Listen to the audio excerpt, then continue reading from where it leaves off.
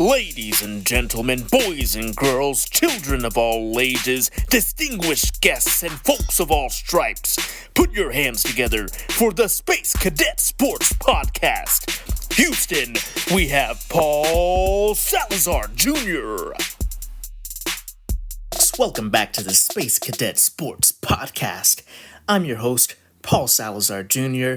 You can find me on social media at Paul Salazar Jr. You can find the podcast and the blog on social media at Space Cadet Sports on Instagram and TikTok. And of course, you can find the blog, the website, all the memes, all the podcasts, all the articles, all the fun and good stuff for you Houston Astros diehards at the Space Cadet Sports blog at spacecadetsports.substack.com. This is your podcast, you Houston Astros diehard fans, you loving and doting fans of the Houston Astros that are tired of all the negative and toxic news and podcasts that are constantly out there about the Astros. This is your podcast.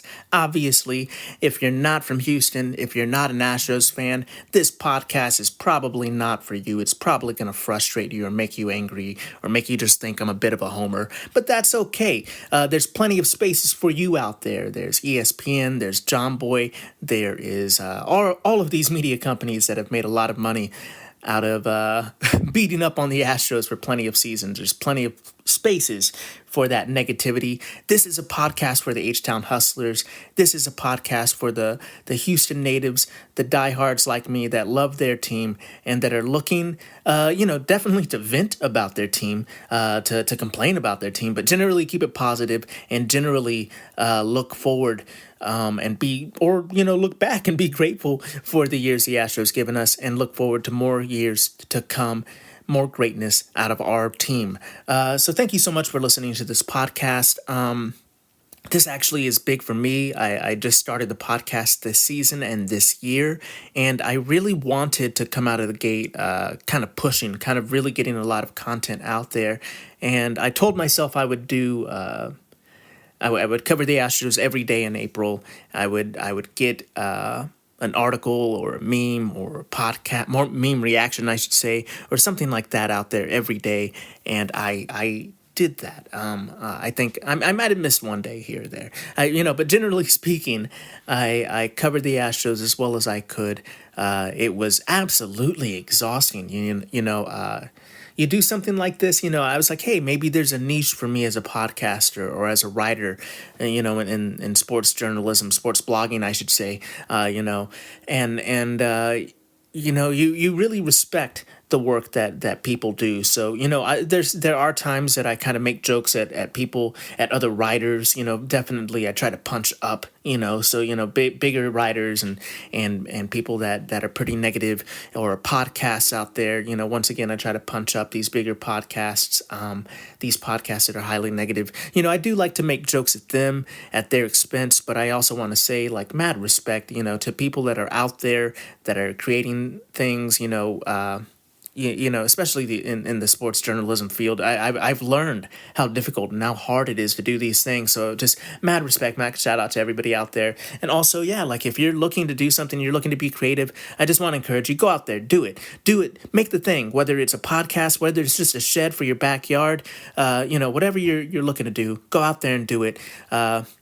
We all feel better, when we go out there and we try. And speaking of trying, let's talk about our Houston Astros on this off-day special, this kind of off-day goof around.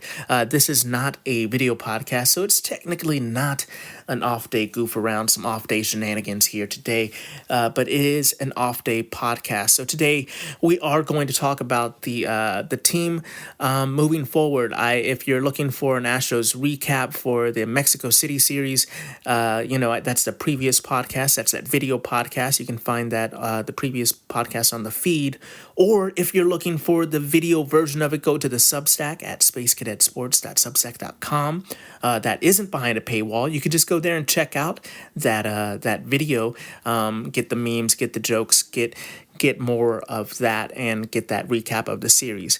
Today, we're going to look ahead. Today, the big news, bearing the lead a little bit, is that Joey Loperfido, the Astros prospect, is being called up to the major league team here, folks. It is something that Astros fans have been talking about for, the whole month, let's be honest. There wasn't a lot of leniency with Jose Abreu based off of how slow he started last season, and the Astros fans, I should say, saw immediately what he was bringing to the table in the first couple games and were immediately calling for Joey Loperfido to come up. I exercised more caution. I definitely, was saying what the team was saying, which is that he is learning the defensive position of playing first base. The Astros would be calling him up to play first base almost exclusively, I would say. Like, that's the reason why he's being called up. He might, play the outfield because he is a great outfielder. But the reason he's making the team is to play first base. And they did not feel confident that he had the footwork to play first base. He has only played limited sample size here in the organization, yes. However, he has also played first base at Duke University. So let's kind of talk a little bit about Joey Loperfido if you do not know who he is. I guess we should put some context of this, I definitely have been preaching patience. Anybody that's been listening to the podcast, that I'm like, we don't have the sample size. We need to wait. However, the sample size is growing, and the Astros have not been winning that many games. So they kind of have their backs to the wall right now. This decision is being made because of how first base has performed. The Astros are the only team in Major League Baseball without a home run from first base, and they also have a negative 1.3 WAR from the position and a .390 OPS. If you're adding, kind of the Singleton and Abreu stats up there, that is the production the Astros have gotten from first base. You look at the record, you kind of look at it. Looks like they're trending up a little bit, but there's not a lot of optimism right now coming from first base. Now, I've said Singleton is bringing what you'd expect out of the spell first baseman, like we anticipated from him. But unfortunately, at least what I anticipated from him. I think a lot of people, your baseball fans, you just see somebody walk up to the plate and you're like, oh, let's hit a home run. Let's go. Well, he didn't hit a home run. Disappointing, so my expectations for John Singleton were tempered. He is going to be the backup first baseman. He didn't come into the year looking to usurp Jose Abreu from the position. Maybe he did himself, John Singleton, he had that ambition, but it wasn't like the organization was depending, I think, on that competition. I think he was more of a spell and backup first baseman, and possibly potential DH at times if he got a good streak going. But unfortunately, the Astros can't wait for John Singleton to find his power. In admittedly limited at-bats, and trying to get both players going simultaneously has proven not to work. And sadly, the Astros are going to play a hot in Cleveland team at home and play, the big divisional series immediately after facing Cleveland. With the current top of the West, the Seattle Mariners. These games are going to be much more important this season if the Astros want to have any hope of climbing up the division. Now, I am hopeful, but we also have to be realistic now. With the past road trip, the Astros haven't really dug themselves out of the hole. They didn't go above 500 on the road trip. It was a tough road trip for them. So we kind of have to be realistic. These games this season, these divisional games, are much more important to the Astros because of where they are at in the standings. Now, we are up with the Rangers 4-3. Now, that's good. That's promising. That's something I said the Astros have to be hopeful for. However, It's now May. Well, it will be May when the Astros play the Mariners, and they haven't played them yet, and they're behind. They need to win those games. Those are now much bigger wins than they would normally be in any other season. So the Astros are looking, at these games to be much more important, and they're hoping to do better. And I said. Earlier in podcasts that I thought Loperfido wouldn't be called up till May if the struggles continued at first base. I definitely missed it by a couple of days. I think, and when I said May, I don't think I meant like May 1st exactly, so, but I am saying, I understand the rush. The past road trip was awful, like I mentioned, going 3-5. 5 game losing streak is not going to assure fans. It's not going to assure the front office. Isn't going to assure anyone. I didn't even look at the power rankings from websites today. I'm sure the Astros probably are still middling around the same tier that they were last week. So it's like, why read that when I know where they are at. I don't need to be told where they are at. I'm watching the games. Like I say, I watch all the games, so you don't have to. I've watched them. In years past, it seems like May was like a 500 month. But and the Astros are kind of piecing it together, kind of in May. But this isn't the past. The Astros need to dominate this month, and I think kind of looking at how they closed out April, looking at where they're going, the Astros are looking for answers. It's a big ask to say that the Astros can't lose a series in May, but that is what Espada, what the front office, what the fans, what Space Cadet, what I'm doing here, what we are asking of the team. The team is capable of this. However, the team is kind of looking at results, saying that it's time to shake it up and make a big swing with Joey Loperfido. So that's what we're going to do here. We're taking a closer look here at Joey Loperfido because I get it. It is time to make moves. While I, can be a little bit more conservative, I say I'm like, yeah, Loperfido will come up in May. The Astros making this decision now, I think is wise. That's why they have those jobs. That's why they're, they are in baseball, and I am at my home in Los Angeles recording a podcast. I think I totally get it. And I really do think that calling him up earlier would have been a mistake. I think that trying to get him those reps, get him comfortable at first, get the organization comfortable at first was what they were trying to do. I also think Joey Loperfido, we don't have to talk about it, but in the stats here, but something to talk about that I'm definitely concerned of, and I've mentioned in the past, is his strikeout rate. He has a higher strikeout rate, but right now it's time for big swings. So you get the big bat, even if he could strike out some more. So Joey Loperfido, he was a 7th round draft pick out of Duke in the 2021 draft. He was last year's minor league player of the year for the Astros organization. He plays first base and all outfield positions, and he has been touted by many scouts as a natural outfielder. Everybody's talked about just what a natural outfielder he was. At Duke, he played second base and first base before moving to the outfield, so he does have a lot of versatility, but it wasn't as if scouts and people were projecting him to be a first baseman. Now that the Astros have a huge opening at first base, and Joey Loperfido has the ability to play first base, they were getting him reps at first base. So I think that, perhaps it wasn't really a big thing that was on his development plan, I guess I should say, for Joey Loperfido to become a major league first baseman. But where we are at as an organization, we need a first baseman. So Joey Loperfido stepped into that role.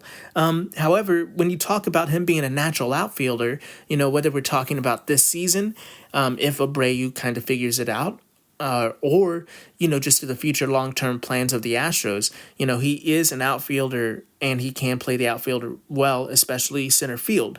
So this is just kind of another mouth to feed in the outfield. And I think that was another reason why they weren't promoting him, especially in April, because he wasn't quite ready at first base. So you could really having another, bat to put out there in the outfield would be problematic, because now you have, you have Alvarez, you have Tucker, you have Jake Myers, who is technically the starting center fielder. You have Chas McCormick, who gets a lot of play in the outfield. He's more of an everyday player in the outfield nowadays, even though he's not technically listed, like as a starter. He's technically the starting left field, and but yeah, Alvarez is getting play in left field as well. Then you also have Dubon, who's our super utility guy, who's Justin Verlander's personal center fielder. Dubon will get out there and have some play. And now we have, Joey Loperfido. So that's a lot of bats to try to keep hot in the outfield. So Joey Loperfido there, kind of being with the major league squad, also puts a little bit of heat on Chas McCormick and Jake Myers. And, that's kind of tough, because, they've been trying to build up these players' confidence in the past. Since losing George Springer, the free agency, kind of having all-time center fielder, an everyday center fielder hasn't really been a thing. They were trying to give Jake Myers that opportunity. Jake Myers has had a decent season so far. He's really hitting the ball well, really high exit velocities, doing good, getting the ball in the play. But, the Astros are trying to find answers. They're trying to make sure that they're going to win games. So this definitely puts the pressure on some of those other outfield bats. But back to Loperfido real quick. Or actually, speaking of outfield bats in the minor leagues, I just thought it'd be interesting to mention Pedro Leon real quick. I did think for a moment, it didn't last very long when maybe just that game, that moment, those couple innings when Jose Abreu got a couple of RBIs. I'm like, maybe we could go for Pedro Leon. Pedro Leon has also been swinging a hot bat in the minor leagues. He's also an outfielder. And there were scouts and other podcasters and bloggers that were saying maybe Pedro Leon could reach the majors before Joey Loperfido. And I kind of thought that too. I thought that could be in play. But now with Loperfido being called up and with so many mouths to feed in the outfield, I don't see that easy of a path for Pedro Leon if Loperfido succeeds. But yeah, Loperfido, he leads the minor leagues right now in home runs. 13 home runs this season in just 25 games. Keith Law has ranked Loperfido as the number 6 prospect in the Astros system. This spring training, Joey Loperfido went 13 for 36. Had a really hot spring training. He batted He had a OPS of 1.076 in spring training. And another thing to add to Loperfido is his plus speed. One thing that he brings to the club would be a huge boost around the base pads. And this roster right now doesn't have isn't built for speed. I would say that they do have some runners on there, but with the base running aggressiveness kind of identity that Joe Espada wants to bring to the club, Loperfido kind of fits right in there to kind of be a speedy guy on the pads and hopefully pick up some more stolen bases for Espada's club. It's been said that Loperfido could be a potential 2020 guy from some scouts. So, that's awesome. If we can get a guy up here that could hit 20 home runs and steal 20 bags in a season, that would be amazing. I mean, right now, getting that out of the first base position, we'll take it, especially if he's just playing part-time. My goodness. I mean, I don't know. We're very optimistic here about what Loperfido can do, especially if he can not chase pitches. That's going to be my major thing for Loperfido as we're watching him, as he's adjusting to major league pitching. He can't feel the pressure of the moment and feel like he has to win his job by hitting home runs, by hitting dingers on every at-bat. We want those big hits. We want that slugging. But we need him to play his game and not swing at strikes outside the strike zone, or not expand that strike zone to swing at pitches that he cannot hit for slugging and for power. So that's really, what I'm kind of looking at for. That's kind of Joey Loperfido's tape there. That's kind of what we're looking for in Joey Loperfido. On a little side note, something that I really like about Joey Loperfido, something that I can relate to, is Joey Cooks. That's actually his nickname, Joey Cooks. In spring training, he wowed the team not only with his play, his speed, his bat, but also with his paella. This was actually a big story out of spring training. At the time, I definitely wasn't doing the podcast. I wasn't memeing too much back then. But Joey Cooks could definitely cook you up some paella. He even has a separate Instagram for cooking. That's how you know he's serious. When you have a separate Instagram for something, that means it is serious. I definitely want to get on there, check out the Joey Cooks Instagram. Honestly, something I might do. I actually, I cook myself. Maybe I'll go on there, find a Joey Cooks recipe, maybe try to whip up some paella and make a video for the blog if that's something you are into. And if it's not something you're into, well then I guess it'll still be there and you just won't click on it. But there you go, folks. Joey Cooks. So that was a huge, that's a huge positive right now. But to kind of flip it now, we do need to talk some harsh realities. We did talk harsh realities at the top there with the first base position and the struggles. But now we need to ask who is going to be sent down. Trey Cabbage was just added to the roster as an extra man for the Mexico City series. So we're expecting Trey Cabbage, the Cabbage Man, to go back down. But on the Major League roster, we need to make room for Loperfido. Who is being sent down? We've seen the memes, that Abreu is getting DFA'd. Abreu is not getting DFA'd. I would be shocked. I would be completely shocked if I send this podcast out there, and by the time I post it, the news is that Abreu has been DFA'd and I have to jump back on here to do another podcast. I would be shocked. If that was a reality, I or at least if I thought that was a reality, I would be adding it on here. Even as we're speaking, I'm like Googling Jose Abreu to just make sure. I should have it on alert here, just to make sure that nothing happens here. But yeah, I don't think that that's going to be the option there. I think we're looking at something, sadly more realistic, which is going to be John Singleton. It pains me to say this, but the easiest answer truly is John Singleton. It's really about letting John have a chance to play for another team if he isn't going to be given that many looks here in the organization going forward. Where John Singleton stands here, I've definitely, been saying that he's been getting too much hate. But I think he really didn't get a fair chance this season. And he is such a great story. It's hard not to root for him. But the reality is he probably doesn't want to ride the bench. I'm not sure where league interest is for him. For reference, Yuli Gurriel got a minor league contract in Atlanta. So, there are people looking for first baseman.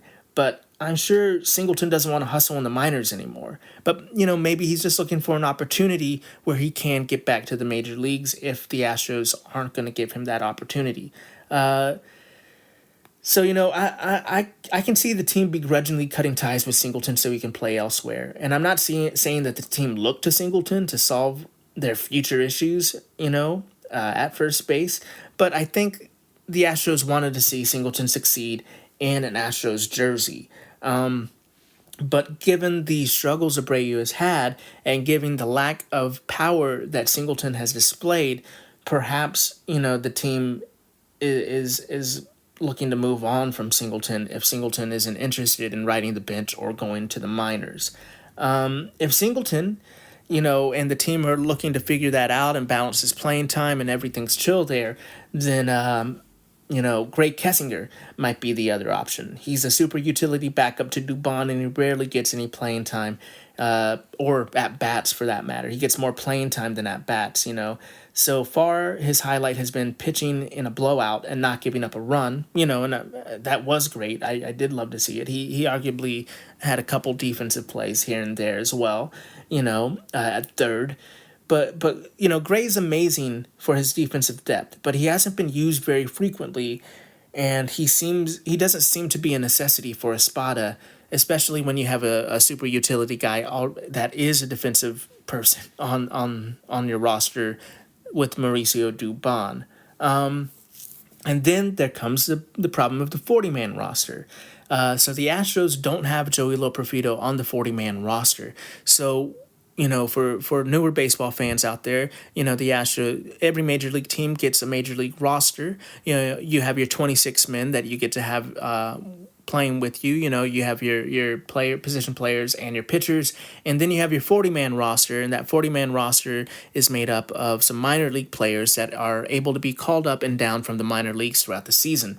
So far, Joey Loperfido wasn't looking to be that big a part of the Houston's future plans when they set the 40-man roster at the beginning of the season, and someone's going to have to make room for Loperfido. It's kind of a crapshoot if Singleton is not the answer. And I could see a pitcher maybe like Hensley being taken off, or Blair. Oh my goodness! But in terms of position players, it's tough to say because of Joe Lowe's versatility. No matter who's taking off of it, it would be a sad moment for me, because I'm looking at infield and outfielders and these position players, and David Hensley hasn't been a factor for quite some time. Honestly, since Dubon beat him out of the backup position at second last season to sub for Altuve, Hensley could be the odd man out in the infield.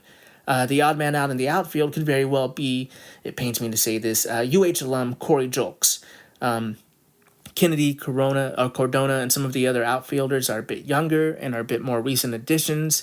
And Julks, who was a solid player, was sent down to the minors mainly because Brantley was trying to come back up at the end of the season, not necessarily because of his play.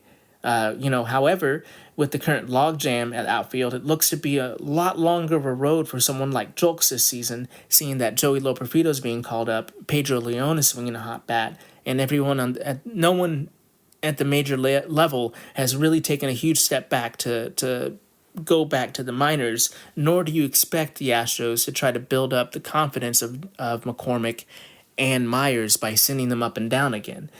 Sadly, it looks like if the Astros don't have plans for Julks in the future, I could see them taking him off the 40-man, even though that is really rough for me to say because I was really rooting for him.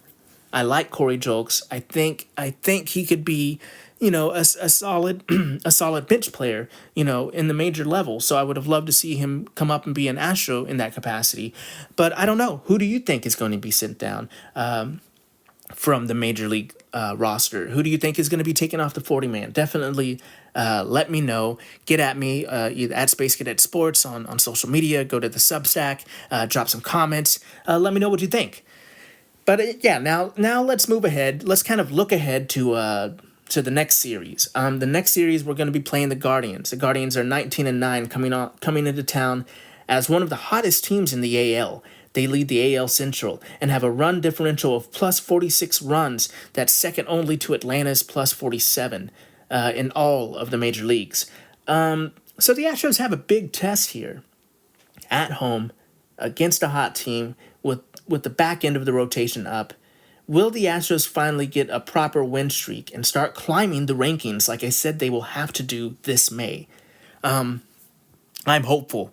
I'm optimistic. I do believe. I think, I if I'm not mistaken, I believe I said that we would sweep Colorado Rockies. If I said we should, I called it. I don't know anymore what my record is for projecting series anymore. I definitely have taken some L's. My win-loss record looks like the Astros, I'm sure, when you're looking at my series predictions. But this series, honestly, with the Guardians playing so well, I do think the Guardians will take a game. I think the Astros will win 2 out of 3 here. I think that's my projection. The Astros do have a big test here. So let's see what the pitching matchups look like real quick. Hunter Brown is on the mound for the Astros on Tuesday, where we're hoping for a return of the dominant Hunter Brown. The Astros sent J.P. France packing to Sugarland to make room for Framber, so we're all looking for some Hunter Brown dominance.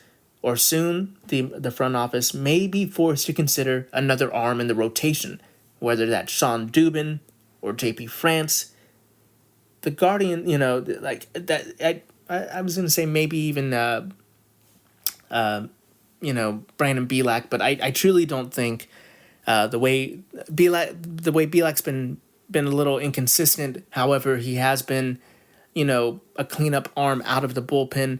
I do think that Bielak's potential for being in the rotation might be over with the amount of pitchers that we've seen start over him, and with the emergence of Sean Dubin sticking around in the Astros pitching carousel, in the Astros bullpen carousel there. Sean Dubin is still there. So I think Bielak's potential of a starter might be done for a while, unless we see some lack of depth with starting pitching. So we have Hunter Brown out there. We're really rooting for him to be the good Hunter Brown, the dominant Hunter Brown that we know and love. The Guardians are starting professional innings eater, right-handed pitcher Carlos Carrasco, who has had a very Carrascosian start to his season. He has a slightly elevated ERA and a slightly elevated WHIP at 4.63 and 1.63 respectively. On his career, he has 4.05 ERA and a 1.25 WHIP in 14 seasons, this being his 15th season as a major league pitcher. This guy goes out there, he pitches innings, he keeps teams in games, he keeps his stats decent enough to make sure that he is always a starting pitcher. So this is just a professional guy out there. So that's who the Guardians have. So we're hoping that the Astros can put the hurt on Carlos Carrasco.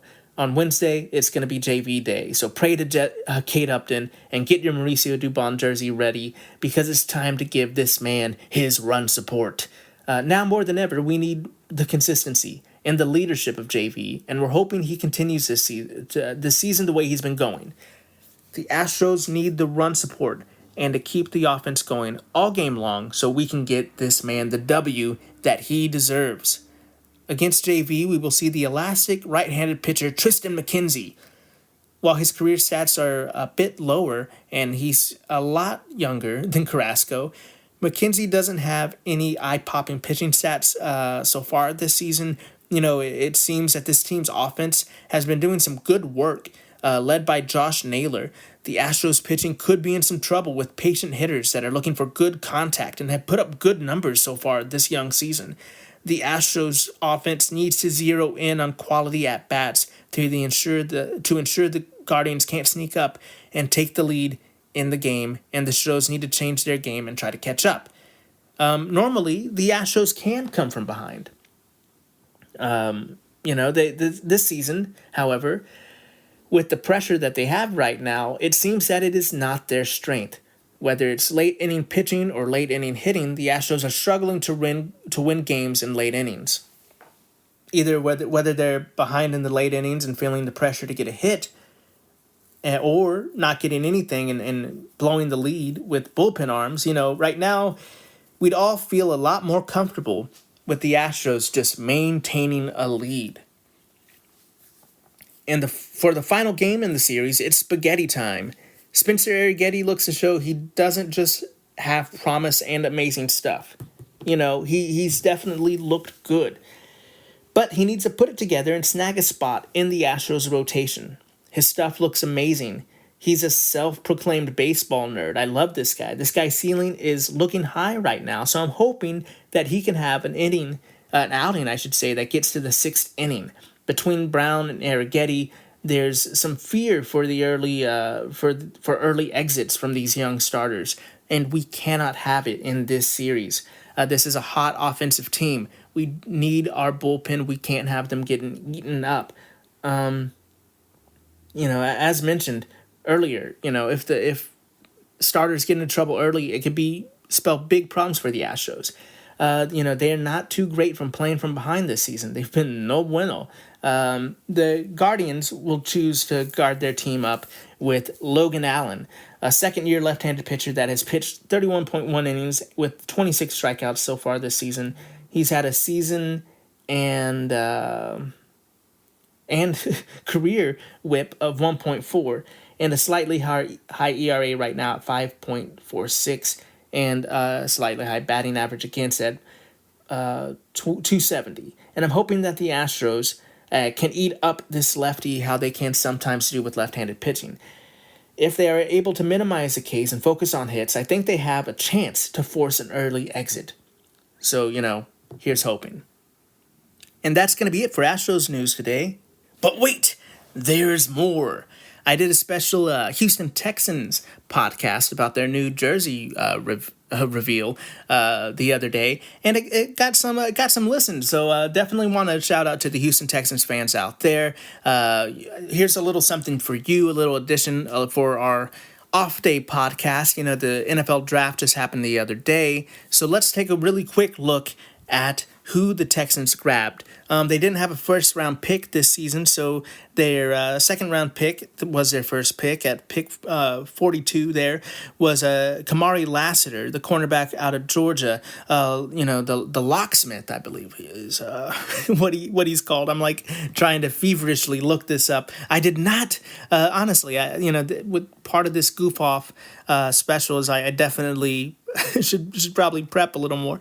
But yeah, so we have Lassiter, who is looking to help with our corner situation, maybe even immediately help and compete for some jobs this upcoming season.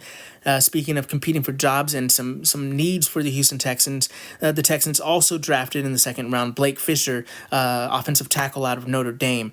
There's definitely been some tackle issues last season with some injuries.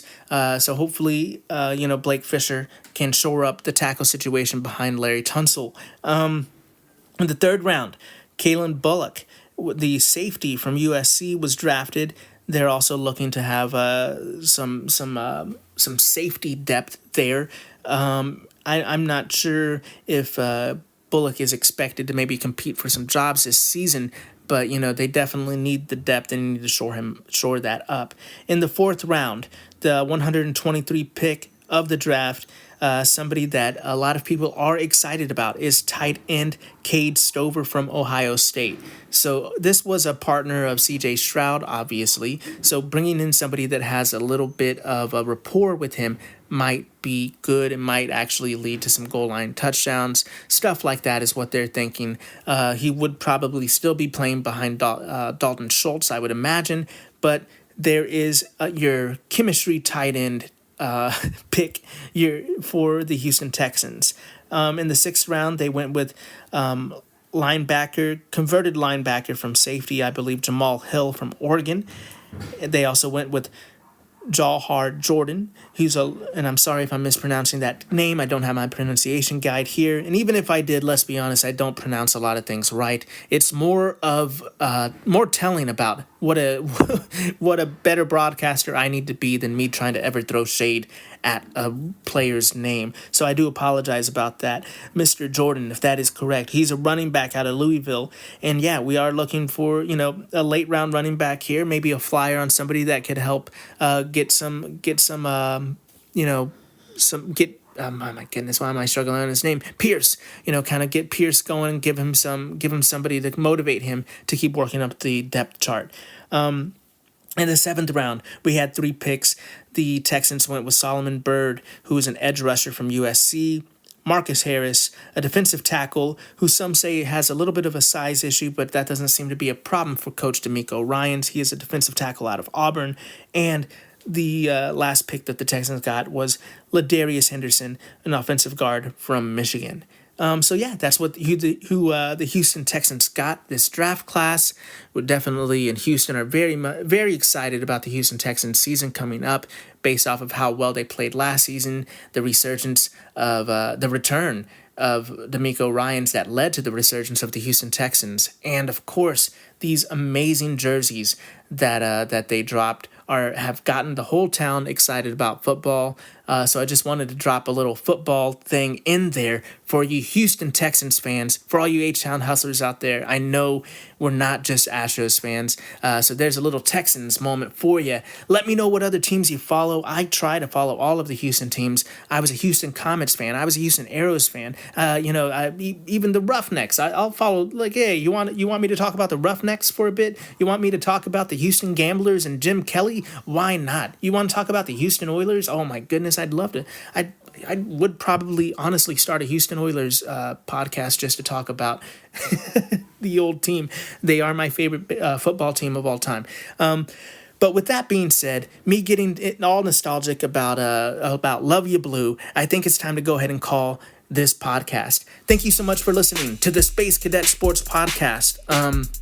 We got to have some hope about these Houston Astros, and we got to keep looking up. The season is not over. It is just May. They have turned the page. I believe they've turned the page.